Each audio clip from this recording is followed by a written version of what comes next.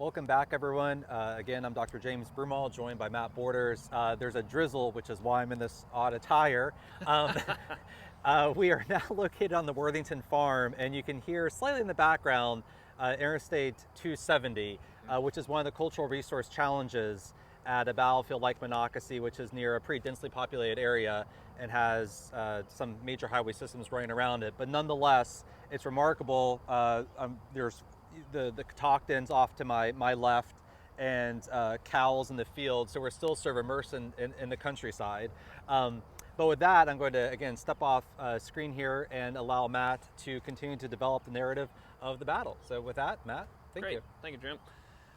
Now, when we left Best Farm, Confederate forces had begun to look for other ways to get across the Monocacy River. They had found the Worthington-McKinney Ford, which is actually just down the Ford Loop Trail today, where we believe that ford was.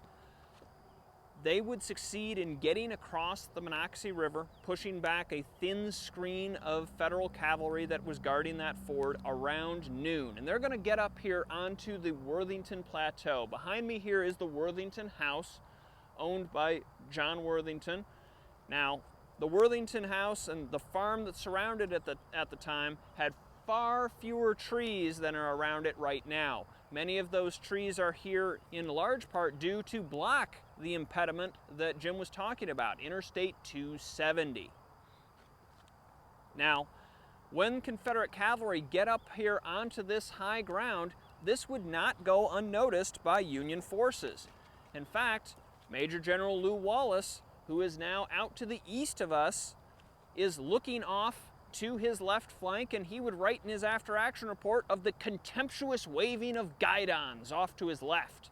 He's talking about the Confederate cavalry. And he is going to order his veteran soldiers, his troops that are under the command of James Ricketts here, to turn and face this new threat. He will also order most of the Union soldiers still north of the Monocacy River to fall back to the southern side, and he orders the wooden covered bridge over the Monocacy to be burned, denying that crossing point to the Confederates. Now, most of the Federal troops that were still north of the river do succeed in getting back across the bridge before it burns, but 75 men from the 10th Vermont Infantry, under the command of Lieutenant George Davis, suddenly realize their escape route is on fire. They will fall back to the Iron Railroad Bridge and continue guarding that for the rest of the battle. With the presence of Confederate cavalry here on the Worthington Plateau, one of these cavaliers would write after the battle that they were ordered to tie up their horses or turn them loose. No man could be spared to hold them. As you guys probably remember, cavalry tactics of the day have begun to adapt, where cavalry troopers are fighting on foot far more than they are fighting on horseback. And every fourth man would be kept behind as a horse holder to protect those horses and to keep them from running off or keep them out of the line of fire. In this case, John McCausland, the Confederate cavalry commander, believes he is just dealing with militia, and he wants to put as much punch as possible into his attack and orders all of his men into the fighting line. Now, John Worthington is actually watching the battle, the developing battle, here on his property from an upstairs window, and he later wrote that he didn't understand how the Confederate cavalry could deploy across his front yard and begin moving towards the Federals that he could plainly see from his upstairs window. However, the men on the ground here do not see that about where Interstate 270 is today, there was a heavy rail fence, and behind that fence are the veteran soldiers, skirmishers from General Ricketts' 3rd Division, 6th Union Corps. As these Confederate cavaliers approached within about 125 yards, 100 yards of this line, those Union skirmishers will rise up and pour a withering volley into the Confederate advance, knocking McCausland's cavalry back here to the Worthington property immediately around the house. They will rally on the ground behind the house. They would then pause for a time as John McCausland has to now figure out what exactly is in his front. The next Confederate cavalry attack here at Monocacy would not come for almost another 2 hours. It wouldn't be until around 2 o'clock that the second cavalry attack would occur. By this point, McCausland has realized that he has a heavy band of skirmishers in his front, but this skirmish line only stretches so far to the south. If we look out here to the distance, we can see the Thomas Farm barn peeking out from amongst the trees.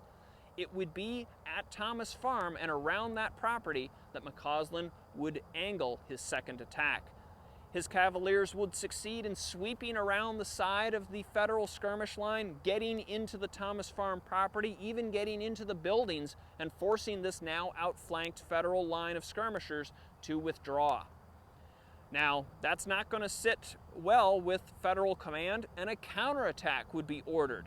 The 87th Pennsylvania and 14th New Jersey Infantry would attack right up the Thomas Farm lane, driving out those Confederate cavaliers. This has now been the second Confederate cavalry attack that has been repulsed, and Jubal Early is now getting very frustrated by all the resistance he's been facing. At this point, he is going to order this gentleman, Major General John Brown Gordon, and his division of about 3,500 men over the Monocacy River at the Worthington McKinney Ford onto the Worthington Farm property itself. Now, you guys are probably familiar with Gordon. Wounded 5 times at Antietam in 1862 as the colonel of the 6th Alabama. Brigadier General at Gettysburg in 1863, where he helped smash the Union 11th Corps on the first day's fighting. Now a Major General and a division commander here in 1864 at Monocacy. His command is made up of 3 brigades. Troops from Georgia, Louisiana, and Virginia. These soldiers are going to line up on the Worthington property here over the toe of Brooks Hill, which is immediately behind me here. Again, not nearly as wooded as it is now in 1864. They would be facing east towards the Worthington Farm. Towards Thomas Farm. They're on Worthington Farm. As they are moving into line of battle, the Confederate cavalry, John McCausland's men, try one more time, the last time they would attempt to break that Federal line that has now established itself around the Thomas Farm. They would attack that Federal line, they would be knocked back yet again, and this time they will fall back through the ranks of Gordon's developing line of battle, where one of Gordon's brigade commanders, Clement Evans, Brigadier General Clement Evans of the Georgia Brigade, would call out and mock his fellow Confederates, calling out to his men, "Come on, Georgians, let's show these cavalrymen how to fight. It's just 100 days, men, and can't stand up to our troops." So this idea that the Confederates are throwing themselves at inexperienced soldiers is still the mindset of much of the Confederate high command. And we'll see what happens to Clement Evans and his men in just a moment. Now, before we leave Worthington Farm, I want to touch a little bit on the Worthingtons themselves, because just like the other farms we have on Monocacy National Battlefield, the Worthingtons are a slave-owning family. The enslaved population here would have been hunkered down in the basement with the family during the battle.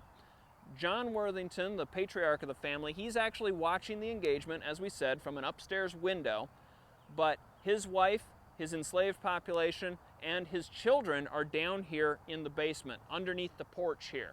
And in fact, this boarded up window here is where we believe Glenn Worthington, his 6-year-old son, was watching the battle. This is important because Glenn is going to become one of the first major historians, if you will, of the battlefield. In 1928, he writes Fighting for Time, which was the first real campaign study for the Monocacy campaign, and it's very influential in getting Monocacy National Battlefield developed in 1934. Now, Glenn Worthington, by that point in his life, was a very successful lawyer and then judge here in Frederick County. So he's got a lot of influence, and he's also looking to have his family's ancestral property preserved, or at least he's hoping so. Interestingly enough, though Monocacy National Battlefield is developed on paper in 1934, no land preservation would begin here until 1971. So many, many years go by, and of course Glen is long gone by the time the actual preservation begins at these sites. Now, the Worthingtons had also been trying to do what they could just leading up to the battle and during the battle to keep their farm as safe as possible, or at least keep their crops as safe as possible. Accounts from Glen's book comment about his father having his enslaved his enslaved individuals on this farm actually cutting the fields in the hours before the battle kicks off, trying to get as much of the grain into wagons and then taking the family's horses to Sugarloaf Mountain, south of us from here, trying to hide them. Early's cavalry would succeed in actually finding those enslaved individuals, and specifically the horses, and over 200 horses would be stolen as Early's army moves through Maryland during this campaign.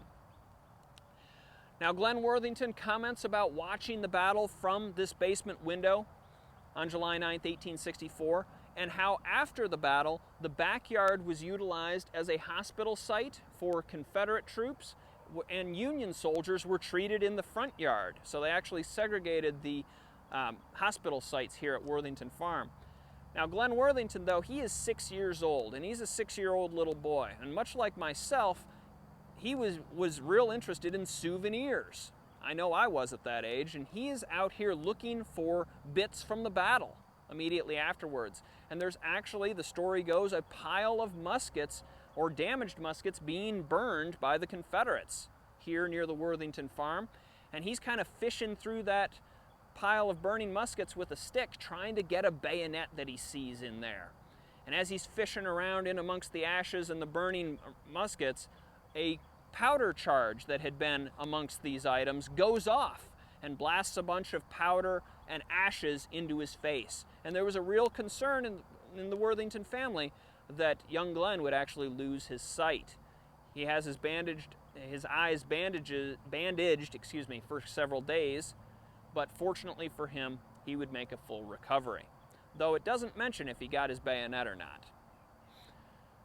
The Worthington family, the Bests we've already spoke about, and the Thomases are just some of the folks that would be affected by this battle. And we're going to continue looking at them and what happens to the people here, the civilian populations, as we move on.